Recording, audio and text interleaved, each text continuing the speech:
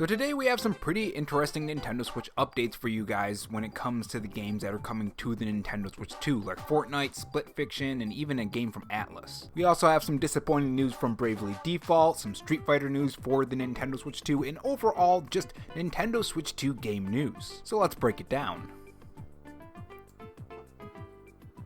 So the first one we're going to talk about is that Atlas game. So a quick update for you Atlas fans. The remaster is heading to both the Nintendo Switch and Nintendo Switch 2 this June, by the way, so keep that in mind as well. And here's everything you need to know about the current news that we just got updated on. So on the Nintendo Switch 2, it's expected to run at a steady 60 frames per second in both docked and handheld mode, locked at 1080p resolution. And of course, if you're using the original Nintendo Switch, the performance is going to vary. It'll probably bounce between 30 and 60 FPS. Docked mode will stay at 1080p, but portable mode will be a step down. It's going to be 720p. Now, if you're going to be playing it on the PS4, you will be matching the PS4's range when it comes to the performance and resolution, but if you're on the PS5 and Xbox Series X, that's going to run at 4K 60 FPS, and it's going to be full 4K. The one thing that I'm kind of surprised at is that it's not actually 4K on the Nintendo Switch 2. This is just a remaster, so I don't see why it can't run at 4K 60 FPS. Maybe the game is more demanding than I know.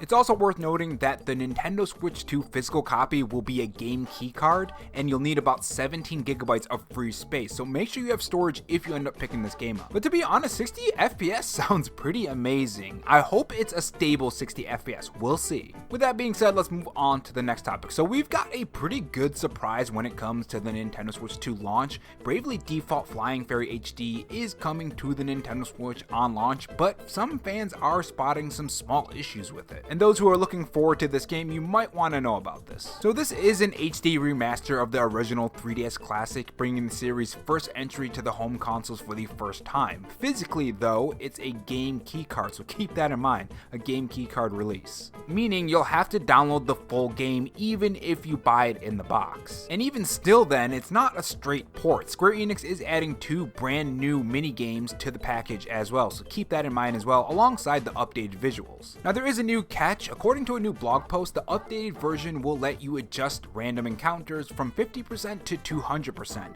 In the Western 3DS release, you could actually drop the encounters all the way to 0%, letting you turn random battles off entirely. That option seems to be gone here. It's just a flat 50% to 200%, and it is a little strange considering how popular the feature was. I could definitely see why people would like that feature in this type of game. Sometimes you just don't feel like battling and you want to get to just like one story point, you know? And also, for people who don't know this remaster is based off the original Japanese version of Flying Fairy, and it's not based off of Bravely Default for the sequel re-release that we got in the West, which is a really weird name when you think about it. Bravely Default for the sequel.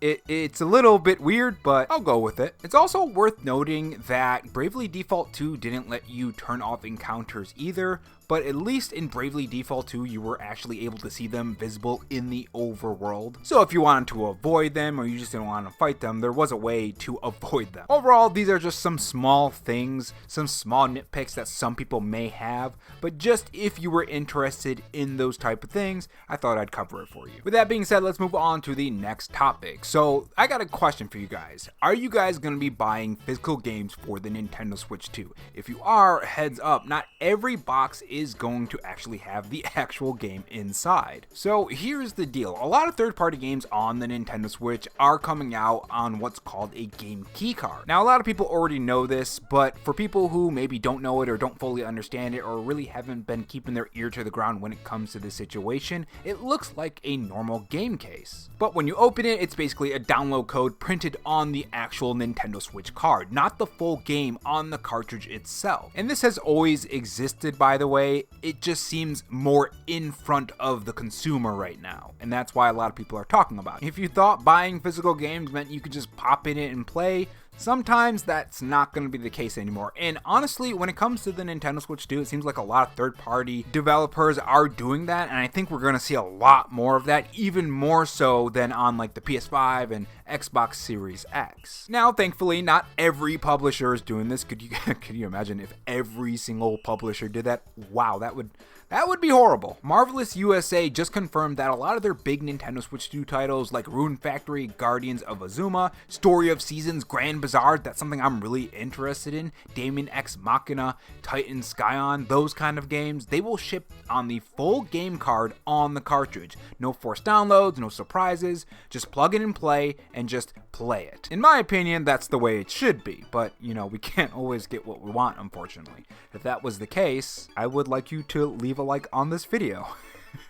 Now, like I said, a lot of third-party companies are going this route, and I really don't like this trend. I don't think it's a great trend. Pre-order listings already have a bunch of Sega titles using the game key cards, and in Japan, early third-party Nintendo Switch 2 games seem to be mostly going the same route as well. Lots of just like partial physical releases. And it kind of sucks as someone who does like having physical copies and will keep their Nintendo Switch later down the line, 10, 15, 30 years. I still just want to plug in and play, you know? Who knows what's going to go on with that? But the bottom line is always just double check the actual case before you're buying something. Not every Nintendo Switch 2 game is going to be physical on the card, like say Cyberpunk 2077. With that being said, let's move on to the next topic. So the Nintendo Switch 2 is packing 256 gigabytes of storage right out of the box. You don't need any cards, which I still think you should probably pick up a memory card because a lot of these are going to cost a lot, and we're going to be covering that very soon. But my overall message on that is that your storage might actually disappear a lot sooner than you're thinking. So we already know that a lot of the first party titles like Donkey Kong Bonanza, which by the way is just 10 gigabytes, or Mario Kart World 23 gigabytes, you know, not that bad. But the third party games, yeah, they're going to be a lot bigger than you think. So according to some new leaks, Fortnite will be about 29.5 gigabytes. Street Fighter 6 is going to be 49 gigabytes. Cyberpunk 2077 Ultimate Edition, and here's no surprise, it's going to be 56 gigabytes. And if you thought that's where it stops, well, guess what? Hitman World of Assassination is going to be 61 gigabytes, and Split Fiction is going to be 71 gigabytes. Now, I do understand that the pre-orders for the actual game cards for the Nintendo Switch 2 when it comes to memory are selling out really fast, so there are going to be people who do not have enough money or can't even get a game card because it's going to be very hard to find because of the Nintendo Switch 2. So when you're buying a game, also keep in mind just the memory that it's going to cost, because you may have to maybe delete a game after you finish it, or just wait off until you can find a memory card. Like for me, I don't have enough money for a memory card, so I'm probably going to be a little bit more smarter on how I play my games. Like once I play a game, I'm going to try to stick to it. I'm not going to try to add it to my backlog. So just keep that in mind when you're going out and buying the Nintendo Switch 2, whether you were able to get a pre-order or not,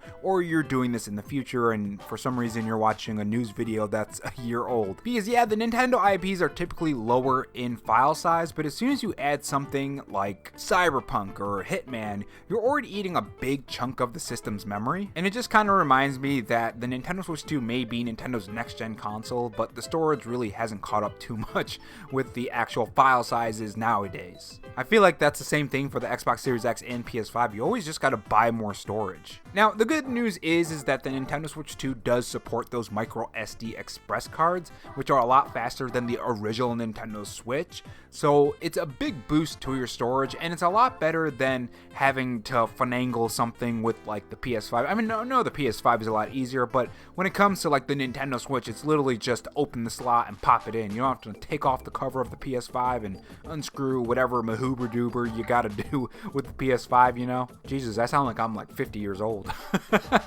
But you guys know what I mean. It's very simple. So bottom line, next-gen games are bigger, storage goes faster, and the smart move is planning ahead now before you're scrambling for space later. Now, if you found this video helpful, make sure you guys leave a like. It really helps more Nintendo Switch fans find these videos, especially if you're wondering about the file sizes and just updates on the Nintendo Switch 2. And of course, make sure you guys subscribe for more quick updates, deep dives as we get closer to the Nintendo Switch 2 launch. And you know what? Let me know in the comment section. Are you planning to upgrade your storage right away? Are you planning to pick up any of these Nintendo Switch games? How much storage do you plan for the Nintendo Switch? Would love to hear your thoughts in the comment section below, and I will see you guys in the next video. Take care.